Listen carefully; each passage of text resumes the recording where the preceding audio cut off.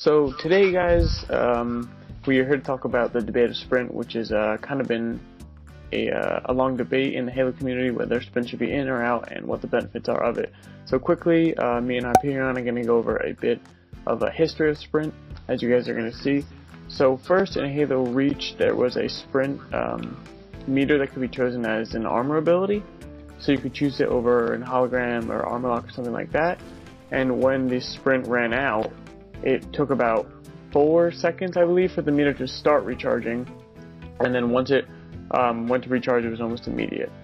In Halo 4, it had a similar type of thing, except everyone was given the ability of Sprint, and then you could choose a separate armor ability. So in Halo 4, you could run 16 steps, and then it was about 3 seconds for it to recharge, and then you could run another 16 steps as well. There was also some perks called mobility, which you could apply as one of the tactical package, which basically gave the person the ability for unlimited sprint. So that's where Sprint stands now. In Halo 5, Sprint was actually unlimited as well, but if you sprint, your shield would not recharge, or the counter for your shield would have to reset before it would recharge. That's all correct, right?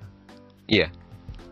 Alright, so what are your thoughts on Sprint? How do you think it worked? Do you think it worked well in Halo Reach, in Halo 4, and how do you think it's going to be in Halo 5?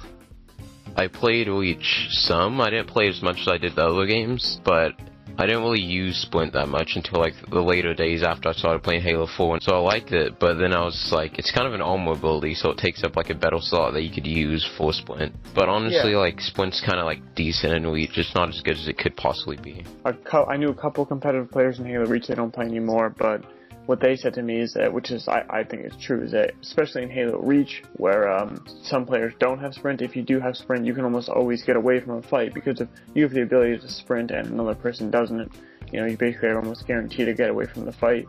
And don't quote me, but I believe it said that 90 or 80% of players in Halo Reach use Sprint as opposed to any other armor ability, so that's why they decided to put it in Halo 4 as a standard rather than an armor ability. In Halo 4, I thought Sprint was like done decent for like at least that game, but it could definitely have done better, because if you didn't have mobility on, like you said, you only won like 16, I think you could kind of like shorten it. Like, I know you could definitely do it in campaign. If you like sprint, then you jump in melee, then it'll like cut out the time and make it restart so you can sprint longer. Yeah, I think you can do that in matchmaking too, but I tried in matchmaking, but I'm kind of crap at it, so maybe you can do it in matchmaking is better, but I'm not sure. See, the thing about the muscle running is that even though you do have unlimited sprint, especially you get stuck in the melee mechanic, so that you have that bit, like, let's say you're trying to muscle run across the map and you get caught in a firefight, you have to wait that extra couple frames for the melee animation to go back, and then you can start shooting. And that's the other thing I wanted to bring up, is that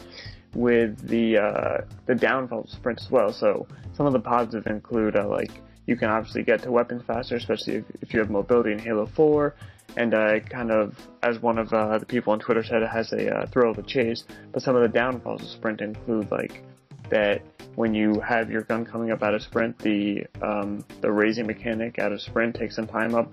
So what do you think some of the other downfalls are when it comes to Sprint? It's kind of cheap, like, just get away. So I thought it was kind of like, I don't know, I thought it was kind of weird to use it at times, so I felt like I was kind of being cheap. What was it, like, if I used Jetpack, I felt like I was kind of being cheap, but that's just my opinion for it during that time. But now I think the real downside about it, though, is, like people say, it's a get out of jail free card. Like, in Halo 4, there wasn't a real, like, hindrance, except for, like, you moved a little slower. Right. What was your opinions on the sprint system in Halo 5? Halo 5 sprint, I think they did, like, decent, but I'm sure they could do it a lot better. Like, they made it so if you sprint, like, they have, like, inhibitors, so if you sprint and then after you get shot, there's no, like, real get out of jail free card like it was in Halo 4. Your shields won't recharge, you have to wait. And then, like, even if you, like, sprint and get away, you can still sprint after your shields start recharging, though. So it's not no sprint, your shields won't recharge. I'm pretty sure it was Dell saying that they could not toggle, but have sprint and thruster pack linked with, like, shields or whatever. So, like, if you have low shields, you can't really sprint, or low shields, you can't thruster pack either. A lot of people are saying that sprint is necessary for the new generation of Halo, and to a certain sense I agree. I think it was Logan Grimnar the other day, that, I don't know about you, but in Halo 4, with some of the armor abilities and sprint as well, I feel like I can pull off some more exciting, I guess, stuff. And in Halo 3, 2, 1, I feel like I'm like stuck like a brick without sprint, and maybe that's because I'm used to it, but I feel like that in Halo 4 it's just, in my opinion, a more fun game because of the way the movement system is, you know? You definitely feel slow without Splint because, I remember I was watching one of Major streams and he was talking about, how, like, if you'd play, like, Halo 3 on BTB or play, for instance, CE Infinity. You know what map I'm talking about? That huge CE map. Yeah, if you walk around there, it'll just take forever, but if you sprint, like, you get around it, like, pretty fast. That's one good reason for, like, BTB it's pretty well. So I'm pretty sure, Genesis Rider was saying something about that. Here we go. First, a rewarded question in order because you spelled it wrong.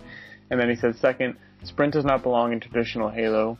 Changes the maps, and game speed too much. Just to be clear, for casual playlists, sprint is okay. In BTB and SWAT, sprint actually works pretty well from my experience. If you played Halo 4 with no armor abilities, no jetpack to anything, I think it plays pretty well on a map like Haven, you know?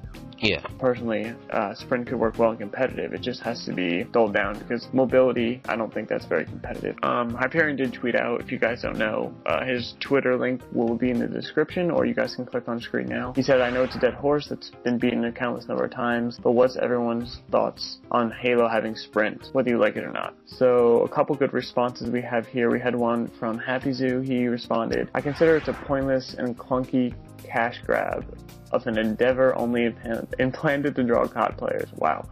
There are much better and more efficient ways to implement a higher movement speed that would keep things balanced and stop defensive or unbalanced gameplay. Sprint in its original form only hinders the experience. So a tweet from Logan Grimnar said, he's a fan of sprint.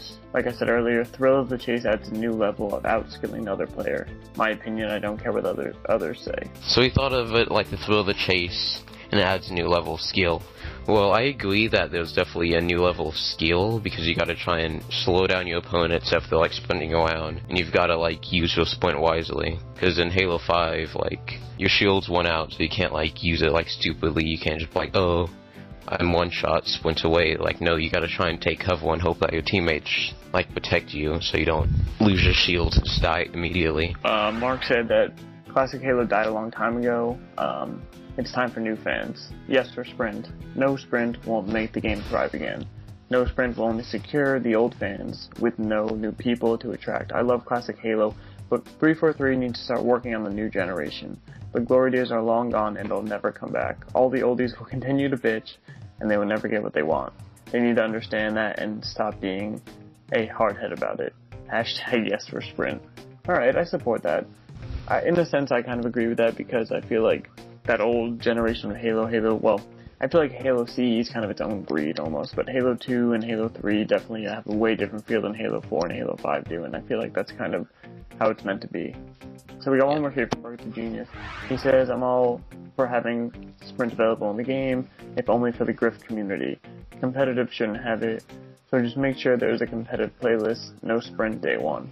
Yeah, I agree with Borg that there should definitely be a competitive playlist. I remember him in like a tweet like a while back. He said they should just get like all the top teams of HCS and like take them to 343 and have them play Halo 5 with armor abilities, without abilities, with sprint, without sprint, and have them decide like whether they want sprint or whether they don't need sprint. I get that would make a whole lot more sense. So like everyone would know if we want sprint or don't want sprint.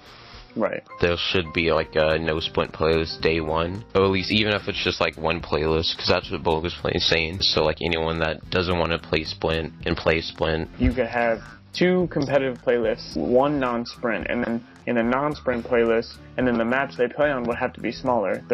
You couldn't play on a map like Haven. I know it's not Halo 5, but you couldn't play it on a map like Haven without sprint. You could, but it wouldn't play as well. So maybe make 3 or 4.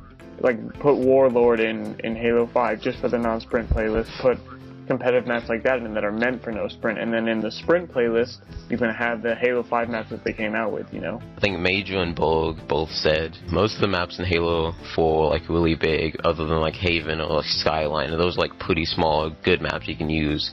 But like if you play like a Drift or Monolith, those are just like really big for no reason, just to accommodate Splint. Splint isn't going to make or break the game. It's not like the biggest argument. It's just like people blow it out of proportion. It won't completely destroy the community if it is in the game. I think Sprint and Halo reached, I think it did hinder the competitive because, and I could be wrong, if anyone in the comments tell me if I'm wrong, but I believe that almost every competitive player would use Sprint and Halo Reach. There's no reason not to. So what's the point of having armor abilities, right, if everyone's going to use Sprint? So that's the logic that 343 went off of when they made Halo 4, and that's why they gave everyone Sprint, right? And then the perk mobility made Sprint a little bit unfair. So I think that what they're doing in Halo 5 is going in the right direction for making Sprint competitive, and we'll see what happens in Halo 5. Yeah.